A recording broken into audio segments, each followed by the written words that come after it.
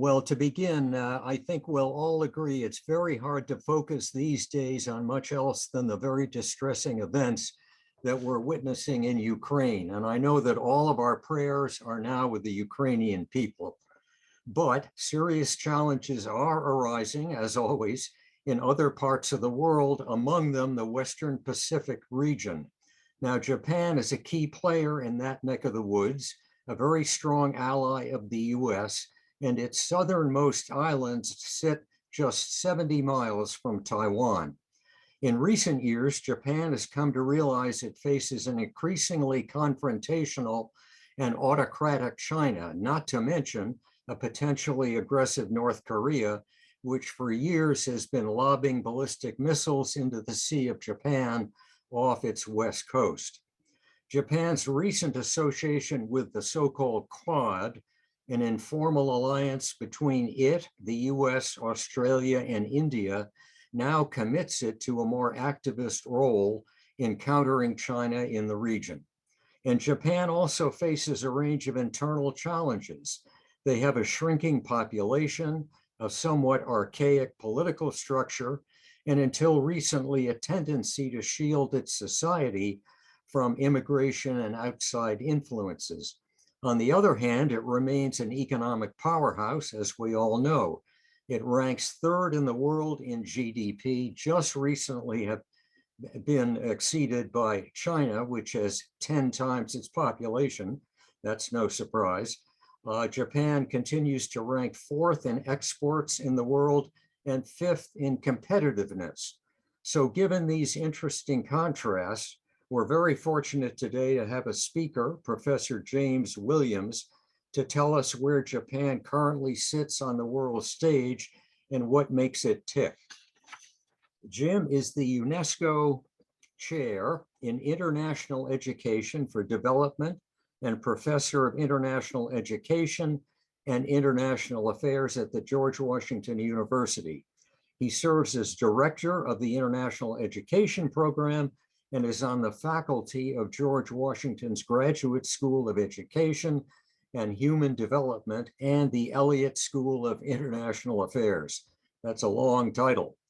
So Jim, welcome this morning. The floor is now all yours, and thank you so much for joining us today.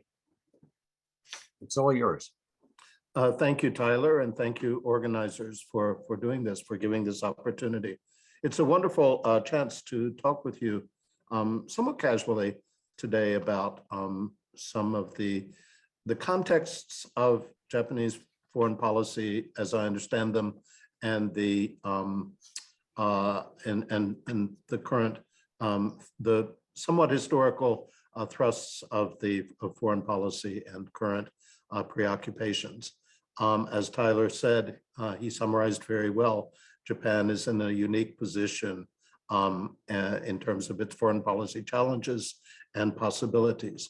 I've spent a good bit of time in Japan, and I am Japanese enough that I want to begin with some kind of self-deprecating comment, and I am American enough that I want to begin with a joke. Well, I don't have a joke, but self-deprecating comment is no problem at all. I'll be switching between notes and presentation, and so hope you don't mind. And I am not terribly fluent at doing both of those at the same time, but I hope you'll forgive. And please save your questions and comments. I look forward to learning. Some of you, no doubt, have great information about some of the things I'll talk about, and I'll be pleased to have a conversation with you about that. My primary area is education and development, but it lapses over into foreign policy. I have studied Japan and have a longstanding interest in the place. I am not Japanese, but I have some half an insider perspective on the place, I am told. Perhaps that's just people being polite. So somewhat of an insider-outsider perspective. I first went to Japan, actually, in 1972 as an undergraduate student exchange. And so it's been almost 50 years, and it's an interesting thing to watch a country one knows something about and cares about change over 50 years. In some ways, things have changed dramatically. In other ways, perhaps not so much. I will be talking, as I say, about the context of Japanese foreign policy from a cultural perspective in part. It's somewhat personal, and of course, I am open to correction. I started out with a few slides and ended up with more than I thought, and so we'll see how that goes. There has been, since the Obama administration, on the part of the US at least, a pivot to Asia. I read and see the steps being taken, yet it seems to me somewhat aspirational at this time still. I spent 2016 in Thailand on a Fulbright, and there were American people all over the place. Of course, Thailand is not Japan, but American people were all, but it is Asia. American people all over the place, but there was very little evidence of the US in other ways in terms of exchange, in terms of various soft power initiatives, in terms of foreign aid in Southeast Asia. Space was certainly being filled by China. Cambodia, which I traveled to during that time, seems just quite dominated by China. So let me share my slides, and again, I'll be in and out of them. All right, context of foreign policy. So a general outline of what I'll say, my perspective, geography. Japan is beautiful, but it's precarious in its geography. A few economic social statistics, socio-cultural features that shape Japan, which I summarize by calling them a rice-growing people, as opposed to hunters or growers of wheat and that sort of thing. Political and economic development and integration with the global economy, engaging with the world, and then finally foreign policy questions and prospects. Okay, let me go back to my script here. That shows where Japan is. As I say, I first went to Japan in 1972 as a student. At that time, it seemed to me not so very different than China is now, perhaps, or maybe China as it was 5 or 10 years ago. It was at the height of industrialization. Japan had caught up in many ways to its aspirations, but still had a lot of ways to go. US forces at the time continued to occupy Okinawa. Japan was and remains a key ally with the US at that time in the Cold War. Vietnam War was underway, and 1972 was the year that Nixon went to China, which transformed relationships with Japan in many ways. The US involvement in Japan, the security treaties and such, were contested by those on the left and the right. On the left, I was at a university, so I saw student protests up close. They were quite rather protesty. Several universities were shut down. The president of one university was held kind of hostage for several months. At the university I was at, a student was killed under interrogation by his fellow students from one of the radical factions. We were told that if the police came on campus to get low because they were not discriminating in who they would beat. They did not come on campus when I was there, but my grandparents had been medical missionaries in China. China was closed. I went to Japan because it was nearby and it had no tones, which was a great advantage compared with Chinese. It's a transformative experience for me, my first real foreign country, and I became a fan. Part of that is intellectual. It was the first non-Western country to develop economically on a par with the West. In some sense, there had been an assumption, sometimes articulated, that economic development was something that only could happen in the West, maybe even only in Northern Western Europe. Japan had no Enlightenment, no Protestantism, not even Christianity in any serious way, societal level way. Yet Japan's development success challenged the assumptions that we and some large sense had brought to it. And Japan continues to challenge our assumptions about what is possible and what can be done. And it was very exciting. It was the first country. And it did this essentially with no natural resources. I have a particular attraction to small, crowded countries that have no natural resources because they're forced to develop using their human capacities. And that is interesting to me. It also suggests there are many ways to develop many candidates for development, which is one of my primary focuses. The mobilized people for political economic development. And the Meiji Restoration was a period of unifying the nation, pulling people together into a coherent national entity. And then after the war, there was a development of the US occupation enforced land reform, among other things, which helped, and also enforced land reform, which helped to equalize economic opportunity for many of the people. Education, which is well established late in the 19th century, but education became an avenue for the middle class to develop. And so it's interesting to study Japan. I came back, worked a year, got a master's in English teaching, went back to Japan and stayed 9 years. And I've been back periodically, a year in 2009, 6 months in 2012, 2017. I travel there almost every year. I have a pretty good sense of how Japan thinks, I think. Perhaps they will tell me I'm wrong. And I have a good sense of the years before the bubble burst in about 1990. So why am I telling you all this? To convey a sense of where I'm coming from. Okay, let's go back to our slides for a little bit. So looking at Japan superimposed on the United States, the East Coast of the United States, this doesn't fully do justice to it because the Okinawan Islands go quite a bit farther south, but this gets most of it. There's also a little bit of Japan that goes north up towards Russia, and those are disputed. I'm hoping that you can see now. Okay, there we go.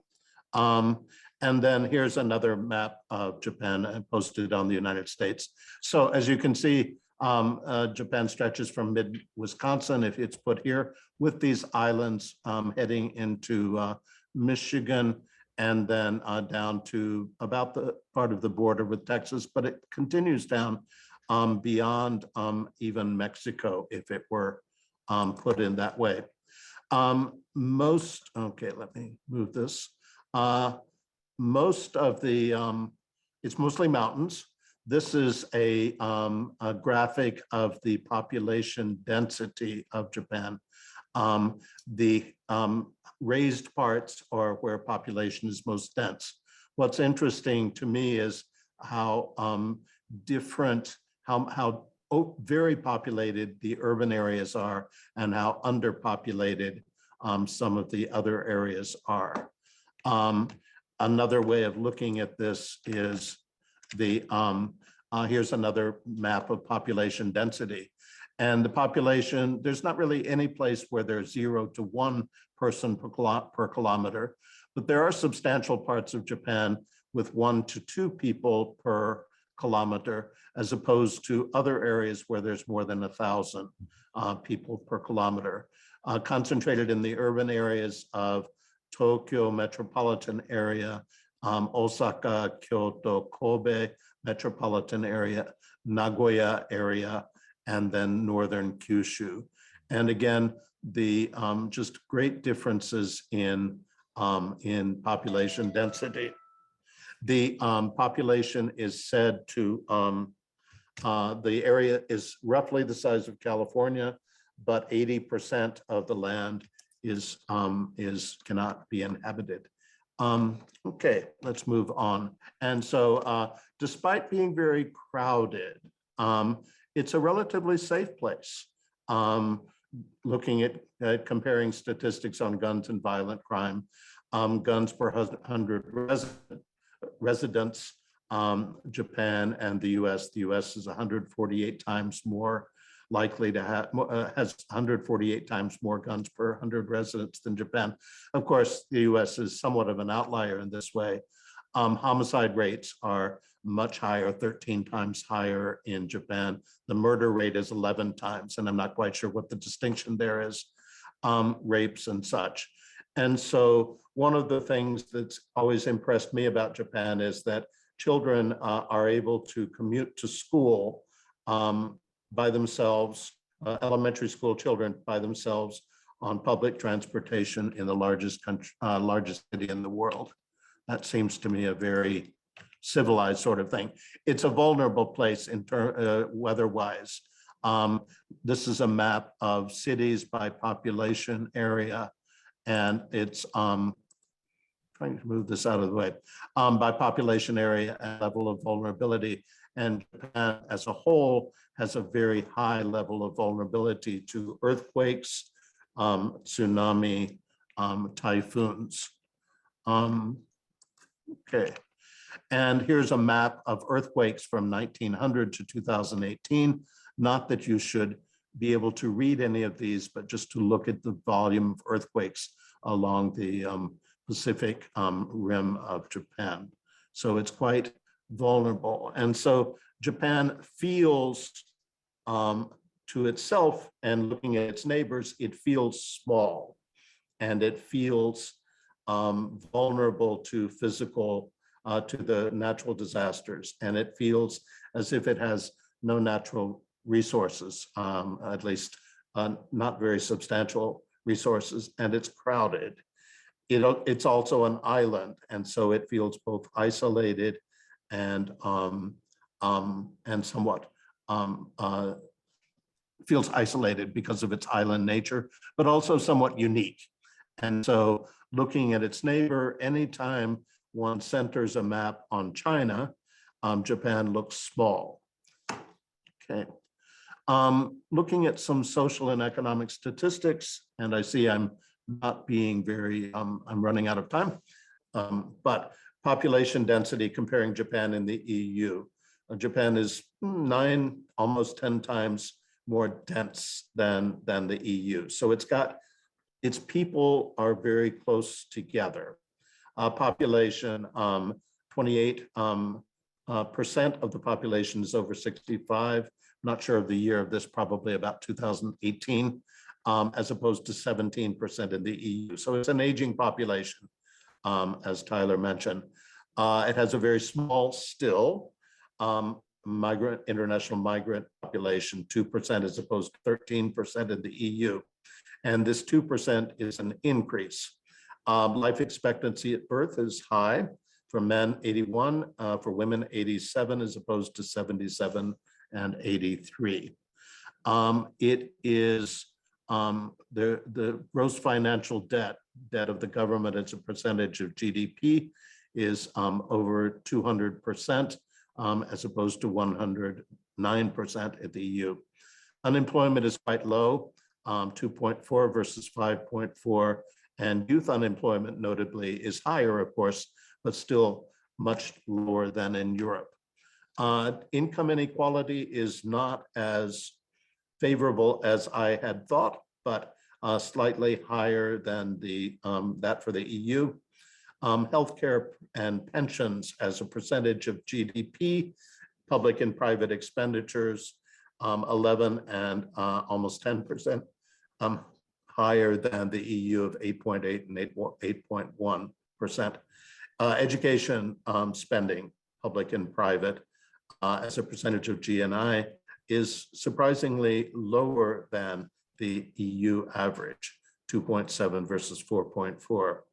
Nonetheless, tertiary educational attainment is high. Over half the population has achieved completed tertiary education, at least one level. as opposed to 40% of the EU. Education outcomes, if you believe in PISA, are higher, particularly in mathematics and science, higher than the EU average, or perhaps the OECD average. Employment rate is of 15 and over for men and women is slightly higher than the EU average. And notably, the share of women in parliament is 10% as opposed to 31. Five features that I think characterize Japanese culture, particularly in relation to its international relations. Shimaguni Konjo is the island nation mentality.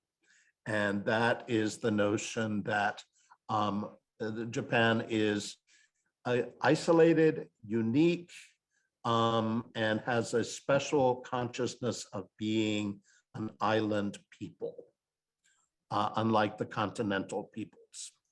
And this translates into a kind of pride and solidarity, as well as a feeling of uniqueness and perhaps a feeling of vulnerability.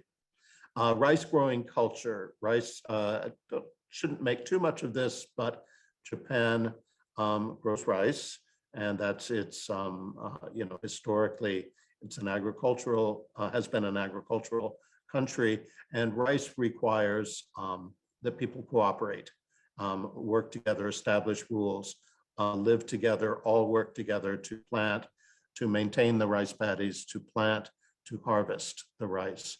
And this might be somewhat similar to the dike building culture in the Netherlands, which requires that people work together in order to build dikes, and build and maintain.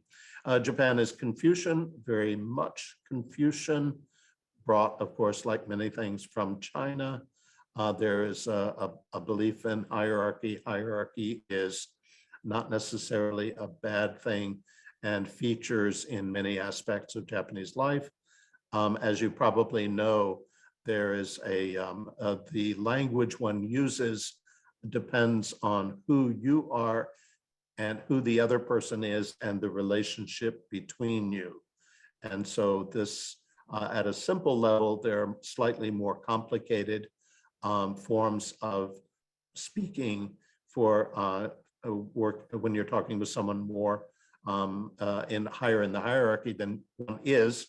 And at other levels, there are honorifics and humble language forms that are used, which at least I never quite got the grasp of totally. But so the difference in English might be the difference between take out the trash or could you please take out the trash?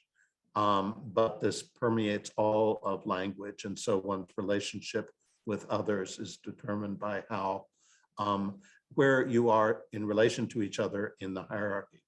There's a strong sense in Japan of inside outside, and not that others don't have it, but it's much more codified in Japan.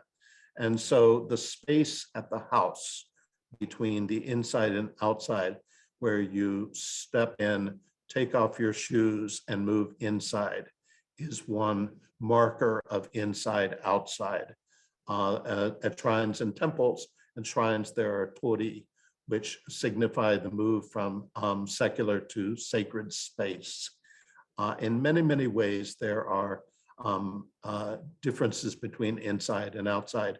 Similar to the language and hierarchy point, one speaks more casually to those inside than to those outside.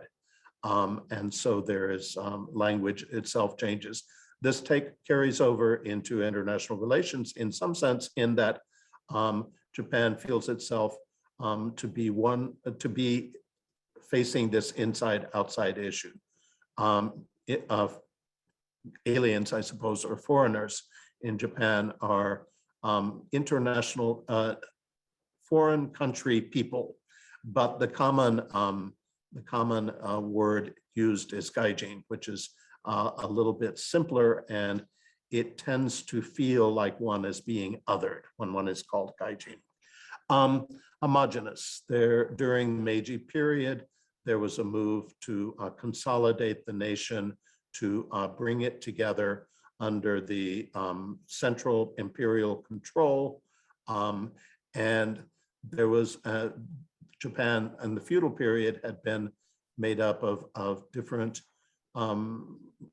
regions that had considerable autonomy in terms of language, governance, and culture, even though it was under the central ruler. At any rate, the nationalization process tended to focus on this inside-outside distinction and to, in some sense, homogenize the Japanese people to say, essentially, we are the same, and essentially, the people outside are different. And so my characterization is not totally accurate, but that Americans tend to think that everyone in the world is American, acts like Americans, thinks like Americans, or wants to be.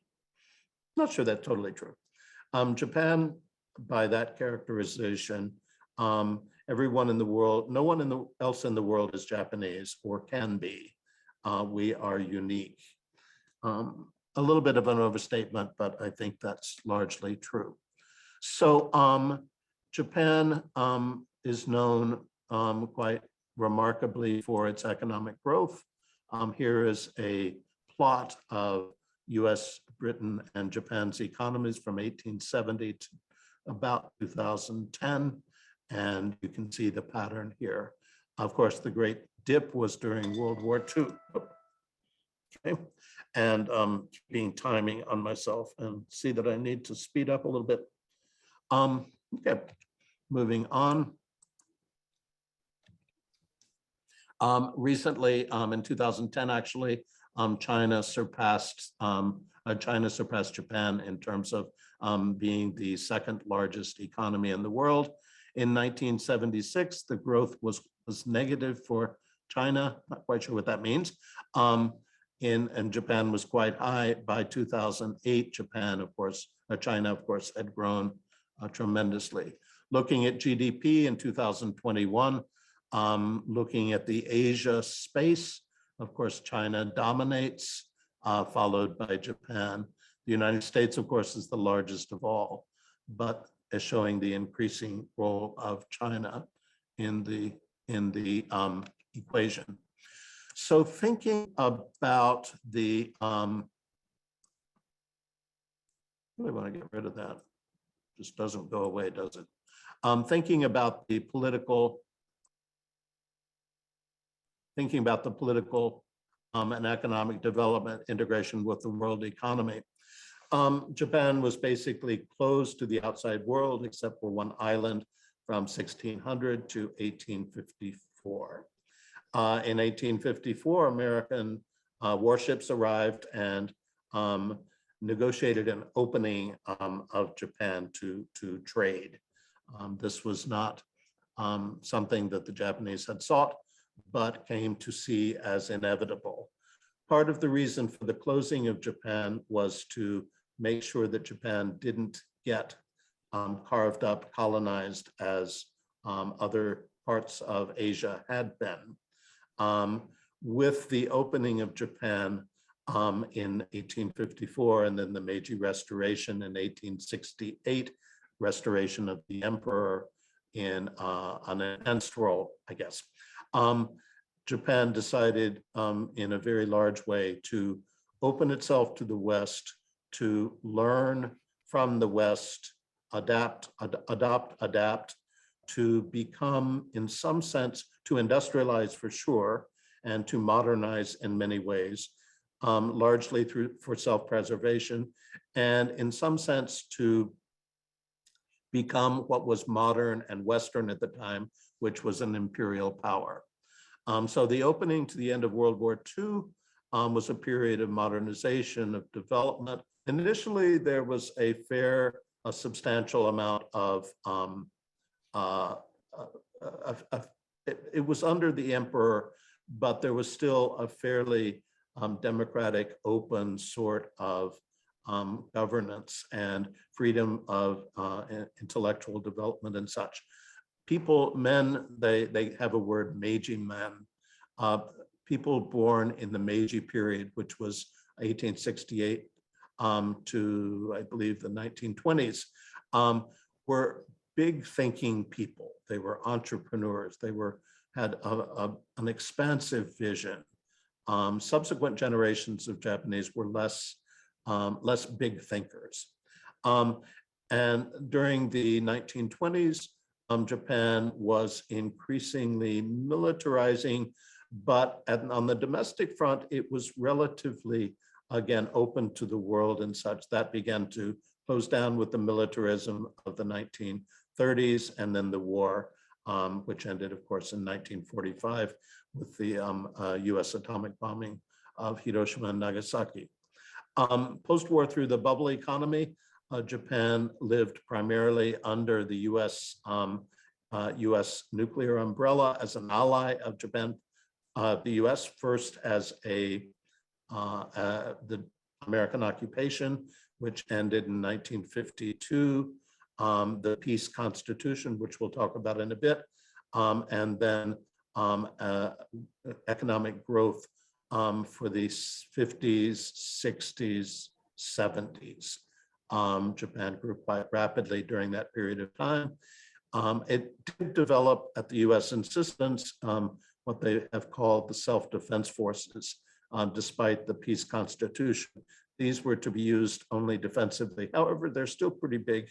It's pretty big military. Nonetheless, Japan was prevented by its constitution from initiating international conflict. And then 1979 on has been a period of flat economic growth, increasingly aging population decline in many ways. I visited a village in 2010 with a group of students, and the village leader, the mayor, pointed out that they had 250 people in the village. They had counted the number of single men and single women. They said at current trends, the village would disappear within 30 years. Young people were moving away. The young people who stayed were not particularly interested in getting married, it seems. The town held various kinds of dances and other events to try to match men and women so that they would get married and continue to populate the village, and they were not having much success. Part of that surely relates to the gender roles. Being a farmer's wife in rural Japan is not necessarily a fun thing to do, but it mirrors later trends in which childbirths are down. The Abe administration tried to promote marriage and try womenomics and tried to create incentives for women to marry and to have children, but gender roles make the childbearing and women's roles much less appealing. Let's see. So as noted, Japan has quite high debt. This is the public debt as a percentage of GDP on the y-axis and public debt per capita in thousands of dollars on the x-axis. And the point here is to show, again, that Japan has very high levels of debt, unusual in the world. So a few years ago, a survey was done asking 2016, looks like, Japanese opinions about engaging with the world. Japan has a history of opening and closing. It opened initially in the way back to China over a period of centuries, where it brought in the Chinese characters, many aspects of Chinese culture, which in some sense plays a very important role in Japanese, overlaying Japanese indigenous culture, but very important role. Then Japan opened up again as we discussed, in the Meiji period, in which it copied things from the West. One example of this, I'm not sure of the exact date, of the, Japan has, in a sense, 4 syllabaries. There are the Chinese characters, there are a phonetic hiragana, which are used to finish out, in a sense, for conjugations, declensions and such, with the Chinese characters, which don't totally match Japanese language. Then there's katakana, which is a phonetic alphabet used for foreign words. And there are thousands and thousands and thousands of foreign words used daily in Japan.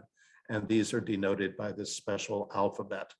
And so in some sense, Japan has adopted things quite, just gobbles them up and takes them in.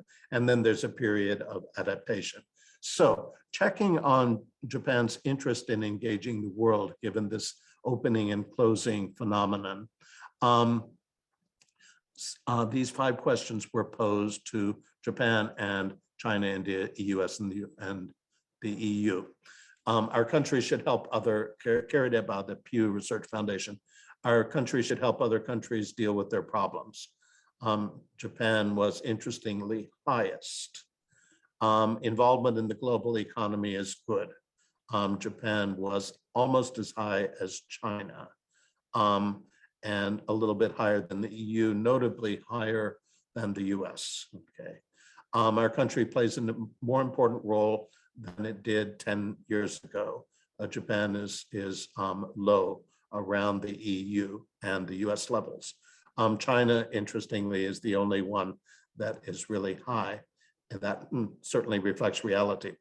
Overwhelming military force is the best way to deal with terrorism. Japan is very low on that one. And again, reflecting the pacifist constitution and the pacifist temperament of the people. World War II is understood in Japan, my understanding of Japanese understanding of World War II, as a terrible thing, that the government misled the people. And the kind of reckoning that Germany underwent after the war is not something that I see in Japan. Japan admits that it was a mistake, that it was not a good thing to do, but the history is not taught as, it's not taught, but it's not taught in much detail, and there's not a lot of time on it in schools. And as you will know, Japan has not sufficiently apologized to China, to Korea, to Southeast Asia for its role in the war. It has apologized, but this issue continues, and perhaps it's not, it will never be able to apologize totally sufficiently for the satisfaction of China, South Korea, who use the war for their own purposes. At the same time, the apologies have been less than wholehearted, come under pressure, continuing discussions about the comfort women in Korea and such complicate those relationships and leave Japan with an uneasy relationship, certainly with China, South Korea, and a desire to provide foreign assistance as a kind of compensation to Southeast Asia and other places.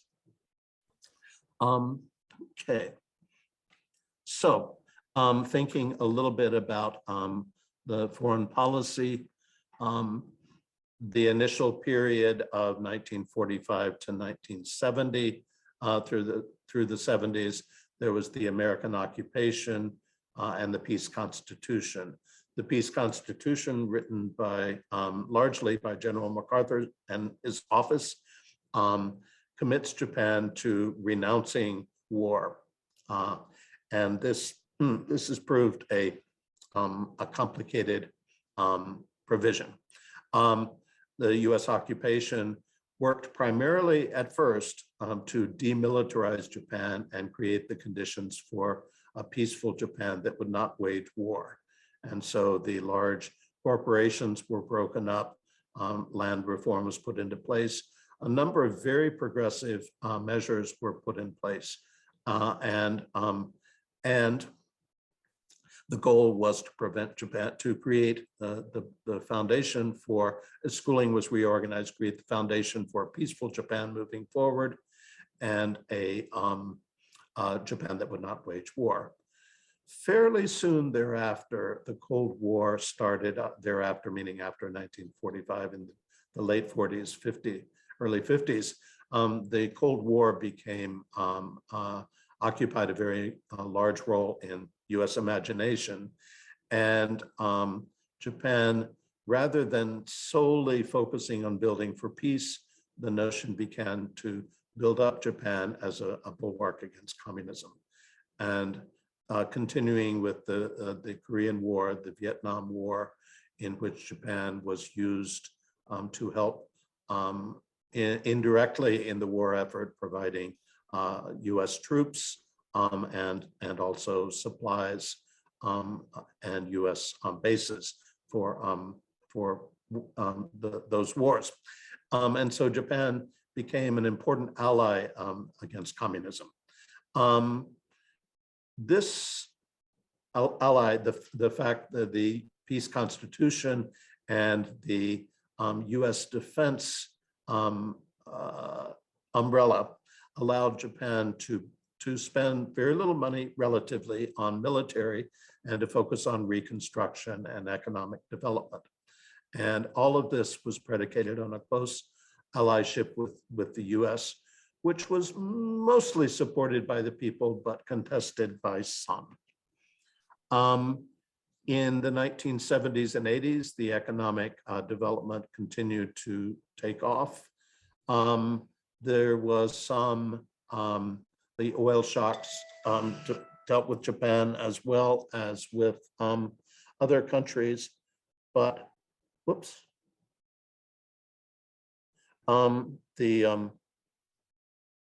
Sorry, they're setting my clock again. Oil shocks dealt a shock to Japan as well as other countries, but they emerged.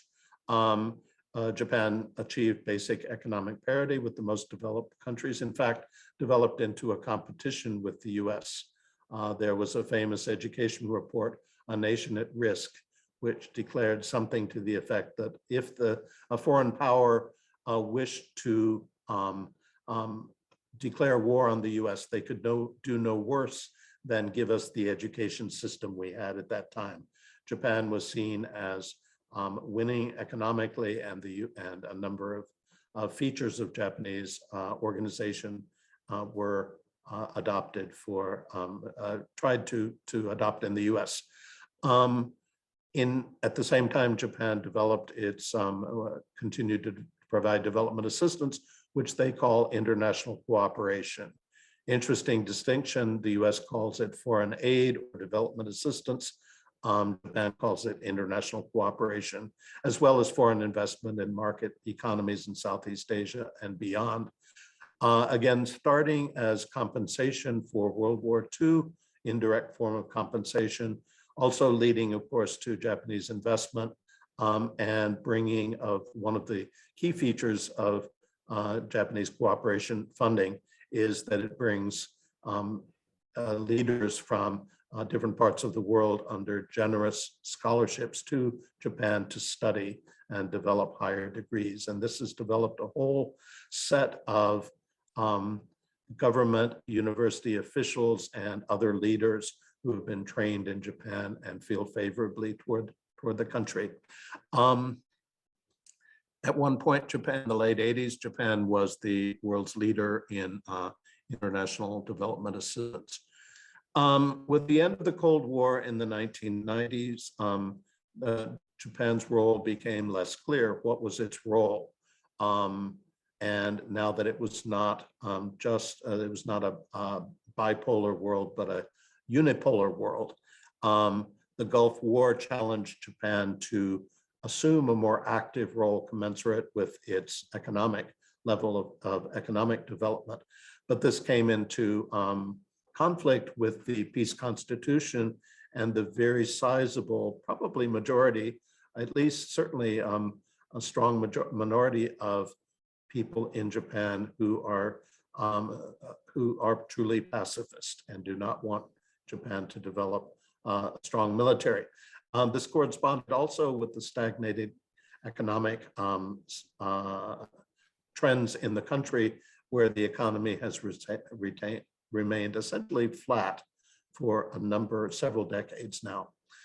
Continuing the growth of China, of course, will the US protect Japan's interests, coming under question from time to time, most recently perhaps with the Trump administration and the lack of predictability, and simultaneously building economic and cultural ties with China, with South Korea, but China in particular, at the same time working to counter or live with China's growing economic, political, military assertiveness. North Korea has become more assertive and more aggressive, and those missiles are often aimed toward Japan, at least. Japan is very aware that it's under, it has the threat of North Korean missiles, and this is felt very intensely. And its relationships with neighbors continue to be troubled. The new millennium, again, continuing many of the trends from before, China's growing economic, political, and military power, the Quad, which Tyler mentioned, Australia, India, Japan, and the US trying to form a bloc to counter China's growth. The Asia Pacific economic program that was developed, which the Trump administration withdrew from, is another sign of Japan's increasing emergence as a regional power. Growing threats from North Korea, ongoing tension, increasing at the same time with increasing economic and cultural ties, and the nationalists gain leadership.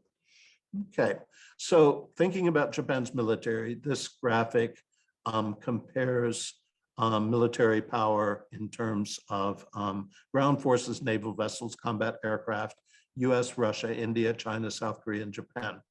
Certainly the US is dominant, followed by China, Russia, India, but Japan is not small. It has quite a substantial military, and South Korea, of course. Recent flashpoints, one of the ongoing issues with China is the South China Sea. As Tyler pointed out, Japan, the islands of Japan are quite close to Taiwan, and the Senkaku Islands have become a flashpoint. So themes: the close alliance with the US. Japan, rather than take a military leadership role, has promoted participation in the UN and multilateral organizations. When I'm in Japan, I hear about the sustainable developments all the time, sustainable development goals all the time. When I'm in the US, I don't hear about them much. Again, Japan's development assistance as a way of building ties with its neighbors. It is continuing to enlarge its foreign policy role toward that of a quote normal nation. This is hampered by the lack of capacity to develop its military by the peace constitution. There was, after the Gulf War, a provision that Japanese forces could be used under UN leadership to fight, but Japanese leadership is still forbidden. Trying to protect its vital interests, particularly with China, tensions and ties with neighbors, as we've said many times.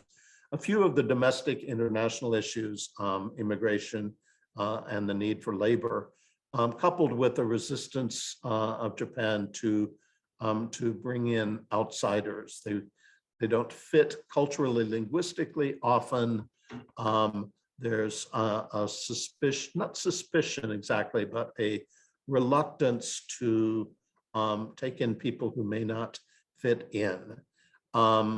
And yet Japan needs labor. It's not producing enough children, enough young people, faces labor shortages. And so balancing those has been a major issue. and then Article 9 of the Constitution. Looking at the diplomatic blue book for 2021 as a hint at Japanese priorities, a public view, at least, of their priorities of foreign policy. One of them focuses on changes in the international situation, mid-long term, changes in the balance of power, more and different threats, emergence of protectionism, inward-looking trends, and economic conflict with other countries, and the increasing seriousness of global challenges. What it calls the very secure security environment in East Asia.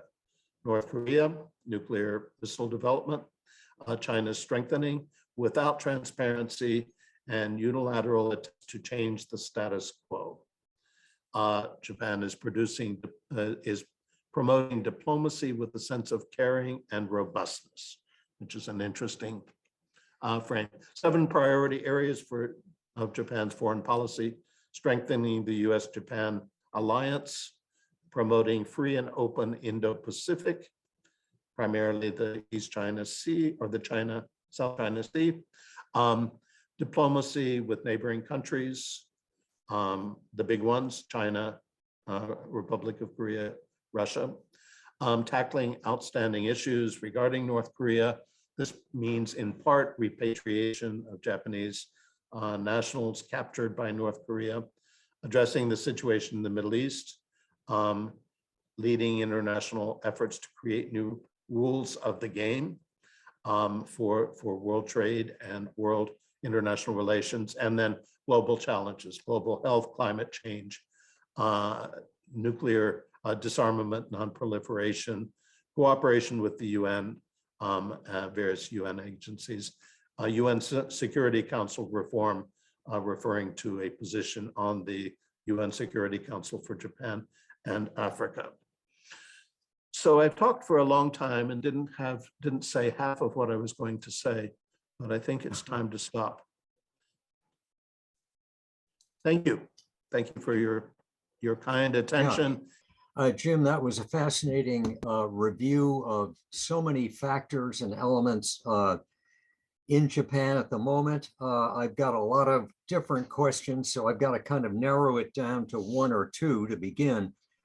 Politics in Japan has been dominated, as you know, by the Liberal Democratic Party, I think since the 1950s. There was an interregnum there in the late, around 2009, where opponents took over, but they were sidelined and kind of run off the rails by the earthquake and the reaction to that, and the realization that there were a lot of technical flaws in Japan's preparation for natural disasters. So the LDP is back in control. The feeling is they're very old-fashioned, archaic, ossified, maybe that's a better term. Would you agree with that? And what can be done about that? Because the sense is that none of the people who run things, the dynasty, really has a major impetus to change things and to recognize the younger elements in Japan's society and get with it from a So Yes. what are your thoughts on that? Sure, a couple of thoughts. The Liberal Democratic Party traditionally, meaning, having been there for, in and out of the country for 50 years, I sometimes speak somewhat historically, but the LDP's initial base was farmers. And with the Meiji Restoration way back, there was an emphasis on, of course, the center, but also the peripheral areas of Japan to bring them into the country, into building a national. So national universities were placed in every prefecture, and number of efforts to try to reach out. So part of that traditional emphasis put a lot of weight on farmers and rice farmers. And so there were a lot of measures to protect them, for example, from international prices and such. And indeed, the savings of farmers, Japan has a postal savings system, and the savings of farmers help provide capital for economic development. So that base was somewhat conservative. The LDP has tried to broaden its base in recent, last couple of decades with some success, but they're not very popular in the cities, among the urban, at least not as popular in the cities. And one of the larger features of Japanese society is, of course, being hierarchical. And the old guys, are in charge, and they set the rules. And there is generally, it seems to me, they're not so, because there's not so much economic growth, there are not a lot of new guys coming in, new guys and new gals coming into the system. And so you've got somewhat of an older group of people in charge. And there's a natural deference to the older established ways, all of which leads to a kind of calcification and calcification of decision-making. Young people just want to participate and just don't have the space to do so. What to do about it? And I think that applies in business, in many spheres of Japanese life. What to do about it? I don't know. I think to mobilize the opposition is the way to go. And how to do that? Probably to manage the discontent that particularly urban dwellers feel, the opposition feels. But Japan is relatively peaceful, it's prosperous, it's comfortable, and there is a kind of, and yet it's under threat from China and other factors. And so there's a reluctance to change things too much because what they have is okay. Great, thank you. One more question before I turn it over to audience questions. As you know, Japan's response to Russia's invasion of Ukraine was really quite tepid, non-committal, kind of, a balancing act. I think it's changing a little bit since then. I guess Uniqlo has decided to get out of Russia, but still, doesn't that mixed response to that situation suggest that there are a lot of energy-related factors in terms of their tremendous reliance on imported energy that make them hesitate perhaps to overtly criticize Russia a lot? I mean, they do import, I believe, quite a bit of Russian oil. Any thoughts on that? Well, Japan has always played a somewhat, since World War II, has played a somewhat, it's followed US lead, but in some sense tepidly in terms of controversy. Japan has not felt comfortable being very critical on the world stage, and its criticism tends to be indirect. So I think that tepidness is part of a larger trend of tepidness in which Japan doesn't feel entirely empowered or confident to upset the current apple carts in the world. And certainly the oil would probably trying to pay attention to oil supplies, the negotiations over the northern islands and such. So it seems to me part of a larger pattern of tepidness and slight and reluctance to be critical. Yes. Okay, let's get some audience questions here. I've got not a question, but a comment here by Stan Lankowski. For all viewers, there's a very enjoyable weekly program on WLIW called Journeys in Japan, which apparently reviews the whole country, not just from a tourism standpoint, but also takes in political and social issues. He thinks it's on Saturday evenings. So in any case, thank you, Stan. That's helpful.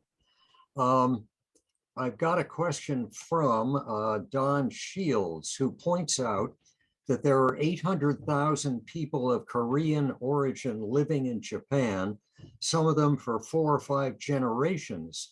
They are still not allowed to become Japanese citizens. What does that tell you about Japan's approach to what we might call racism? No, well, I think that's a really interesting, important question. And I've thought about that quite a lot, actually. So maybe two or three minds on that. Certainly, Japan does, again, this notion on homogeneity, on pride, on inside, outside, all of those issues come into play in terms of Korean and actually the Buraku, who are kind of the untouchables of Japan in relation to both of those groups. There is a kind of racism. It's a different flavor than racism in the US, but nonetheless, if it's based on immutable characteristics that distinguish different groups, can be used to distinguish different groups and provide preferential treatment for some and disfavored treatment for others. In the US, because I think because of our racial past and present, we do tend to think about racism very quickly in relation to other countries. It's on our minds, and so we pick it up. Certainly it's a problem in Japan, and not to diminish that, but it plays just population-wise and somewhat a slightly different role in Japan. It doesn't feel as prominent, maybe because people don't talk about it because it's implicit and such. So I think I'd better be quiet there. Yes, it is a problem. And it's one of those things that Japan has a difficult time, such as the war, coming to terms with and being very direct about. It's the kind of thing Japan would prefer to avoid thinking about and deal with, if at all, quietly and behind the scenes. You have talked a lot about Japan's increase in military spending. We all know that's going on. There has been some chatter about raising it eventually to around 2% of GDP, just like the NATO countries are at least targeting. Given the fact that not only is there an issue in the South China Sea, but the Senkakus raised that ugly issue 10 years ago. Nothing's happened since then. But I noted that last October, apparently a joint Japanese-Russian naval exercise circled Japan. That looks obviously symbolic to be somewhat menacing and a message to mind your manners. Do you think the Japanese government really feels that it's being pressured to the extent that it really should bulk up on military spending? This is part of a question submitted by Scott Dyer with the same, I think, intent. So let me make sure I got, I'm sorry. Yeah, what is the pressure really? Is it mounting significantly, not only among military people, but among the population to boost defense spending, despite the pacifism that overlays a lot of Japanese society? I think there are two minds about it in Japan. I mean, there's the external pressure from the outside, and the US would like Japan, and other countries would like Japan to play a more normal role now. The worries about Japan rearming are reduced. I mean, they're essentially gone away. Japan has shown itself to be a good citizen in many ways, but the military is one dimension. So there's a good bit of outside pressure. At the same time, there is internal division. So some people, there is a sizable pacifist streak, and there are a lot of people who often nationalists, but not only nationalists, who would like to see Japan play a much more active role. There are efforts under the current recent governments to try to revise the Constitution, Article 9.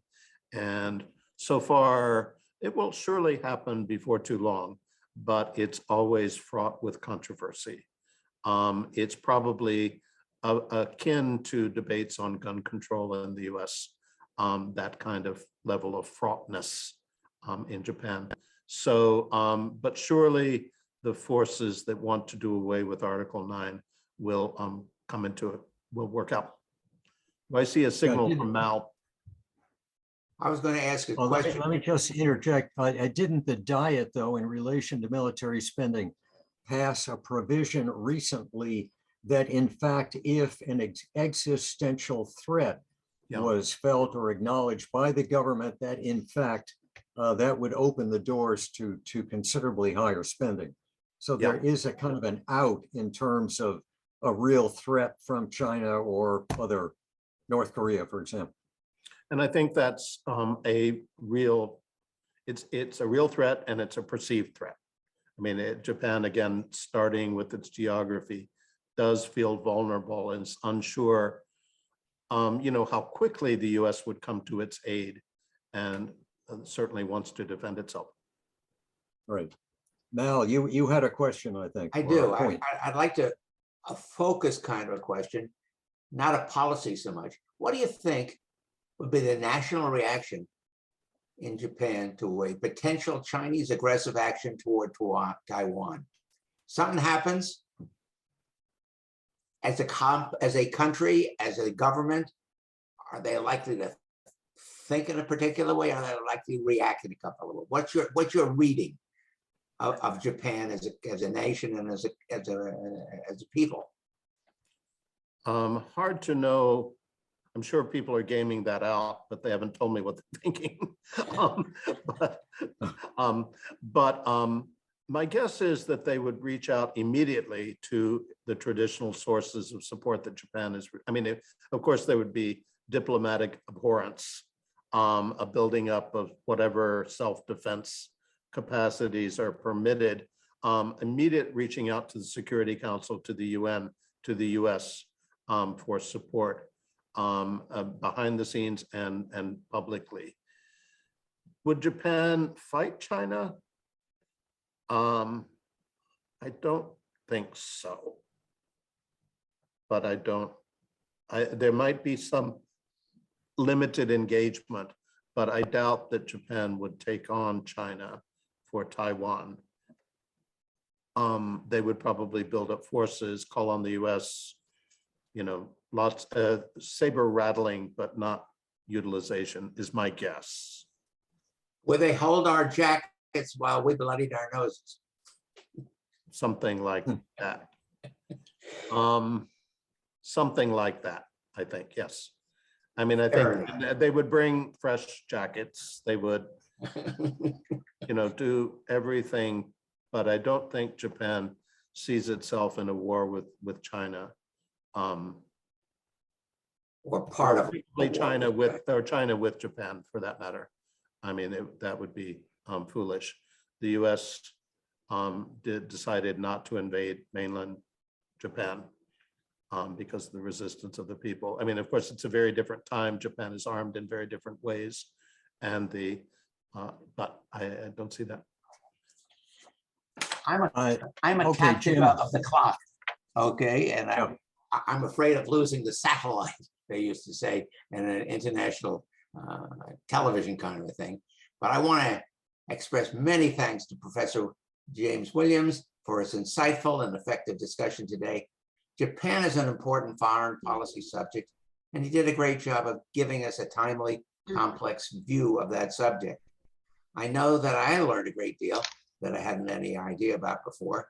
I want to thank also Tyler Beebe, today's host, our Joan, Carrie, who you don't see, staff of the Chappaqua Library, for their continued support, and offer my thanks to all of you off campus, wherever you are, for your continued support and participation.